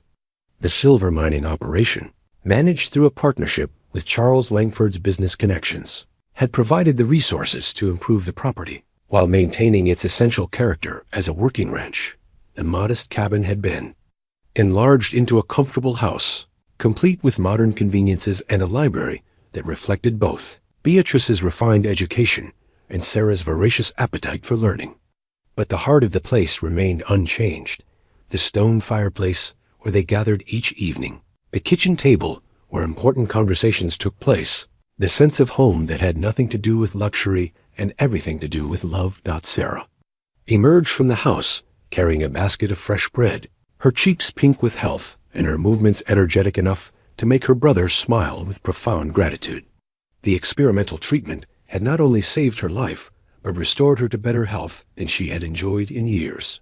Dr. Morrison attributed her remarkable recovery to the combination of advanced medical care and the healing power of hope. Fulfilled. "The new family portrait arrived from Denver yesterday," she announced, setting down her basket and producing a professionally framed photograph from beneath her shawl. Mrs. Chun picked it up from the photographer's studio. The portrait showed the three of them standing together in front of the ranch house, Elias and Beatrice positioned as husband and wife with Sarah between them, all three wearing expressions of contentment that spoke to the happiness they had found in their unconventional family arrangement. But more than individual satisfaction, the photograph captured something deeper, the sense of belonging that comes from choosing to love and be loved without reservation. "It's perfect," Beatrice said, accepting the photograph and studying it. "With pleasure. We should send a copy to your father, Elias. I think he would want to display it prominently in the railroad office." Charles Langford had indeed become an enthusiastic supporter of their marriage, treating Elias as the son he had never had and finding in their partnership opportunities for both business and personal satisfaction. The silver mining venture had proven profitable beyond anyone's expectations, but more importantly, it had provided a foundation for the kind of family legacy that honored both tradition and innovation. "Speaking of family," Sarah said with a mysterious smile, "I have news that I've been saving for the right moment." "What sort of news?" Elias asked, though something in his sister's expression suggested he might already know. "Dr. Morrison has proposed marriage," Sarah announced with obvious joy, "and I've accepted." The news brought immediate congratulations and embraces, but also a deeper satisfaction that went beyond happiness for Sarah's romantic success. Dr. Morrison was a good man whose dedication to his patients was matched by his appreciation for Sarah's intelligence and strength of character. Their courtship had developed slowly during her extended recovery, built on mutual respect and shared interests that promised a stable and loving marriage. "When?" Beatrice asked, already beginning to plan the celebration. "This fall, after the harvest. We want a simple ceremony, much like yours, though perhaps with a few more guests, and definitely with the groom's full knowledge of his financial circumstances beforehand." They laughed together at the gentle teasing, but Elias felt a profound sense of completion at the thought of his sister finding the same kind of unexpected happiness that he had discovered with Beatrice. Sarah had sacrificed years of her own possibilities to help him maintain their family ranch. Now she would have. A chance to build a life that honored both her individual dreams and her capacity for love. Dr. Morrison is a fortunate man, Elias said seriously. Sarah, you deserve every happiness, and I believe you found someone who understands your worth. As you found someone who understands yours, Sarah replied, looking between her brother and Beatrice, with the satisfied expression of someone who had watched a perfect plan unfold exactly as hoped as the morning progressed into the kind of peaceful afternoon that made their early struggles seem like events from another lifetime. Elias found himself reflecting on the extraordinary chain of circumstances that had brought them to this moment. His desperate proposal to a stranger had led to genuine love. The discovery of hidden wealth had provided security without corrupting their values. Sarah's medical crisis had been resolved through a combination of advanced science and determined care, but perhaps most remarkably, their marriage of convenience had evolved into something that strengthened with each passing day. Beatrice had brought to their partnership not just social grace and business acumen, but a warmth and intelligence that made their home a place of genuine contentment. She had adapted to ranch life with the same determination she brought to every challenge, learning to appreciate the rhythms of agricultural work while contributing her own skills to their shared enterprises. "What are you thinking about?" she asked, joining him on the porch as the sun began its descent toward the western mountains. "I'm thinking about how much has changed since that evening when I knocked on your door with an impossible request, and how the impossible turned out to be exactly what we both needed, even though neither of us could have planned for it." Beatrice took his hand, her mother's ring catching the afternoon light as a reminder of the traditions they honored and the future they were building together. "Do you ever wonder what would have happened if I had said no that night?" "Sometimes. But then I remember what Sarah told us about trusting in the possibility that life might surprise us. I think if you had said no, we would have found some other way to discover each other. Some people are meant to be together, regardless of the circumstances that bring them to that recognition. Even if one of them is a poor cowboy and the other is a rich woman." "Especially then," Elias said, pulling her closer, "because those differences taught us that love isn't about matching circumstances. It's about matching souls." As evening settled over their ranch, bringing with it the familiar sounds of cattle moving toward shelter and birds settling into their fur roosts, the three members of this unconventional family gathered around their dinner table for another meal, shared in gratitude and affection. Sarah regaled them with stories from her correspondence with other patients she had met during her treatment.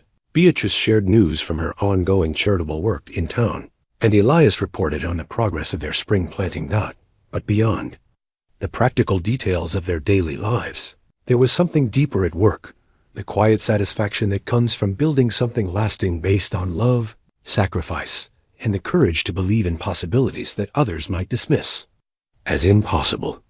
Later, after Sarah had retired to her room to write letters, and Elias and Beatrice sat together by the fireplace, she asked the question that had been on both their minds as they watched their family expand and flourish. "Are you happy, Elias? Really, truly happy with how everything turned out?"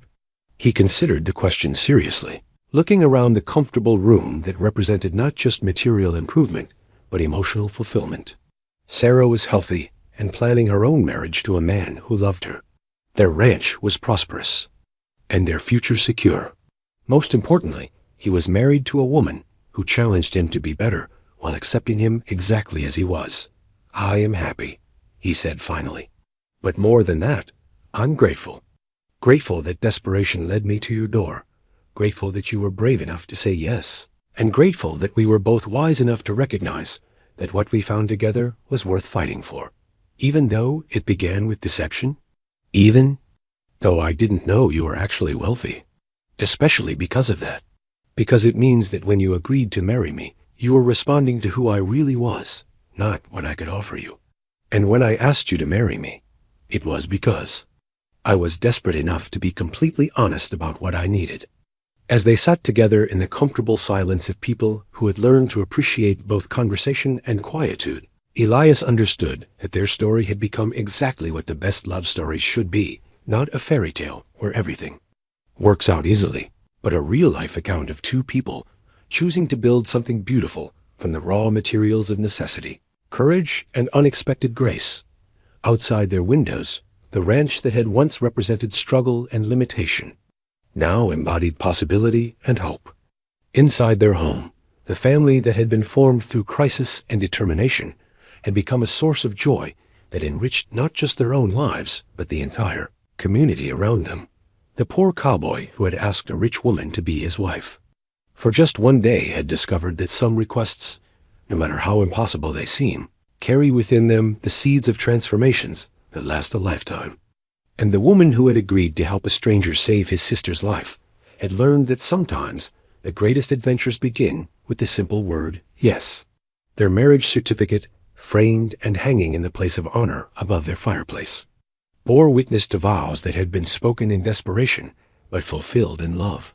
Below it, the new family portrait showed three people whose lives had been forever intertwined by one brave decision made on a Tuesday evening when hope seemed impossible and love was just beginning to bloom.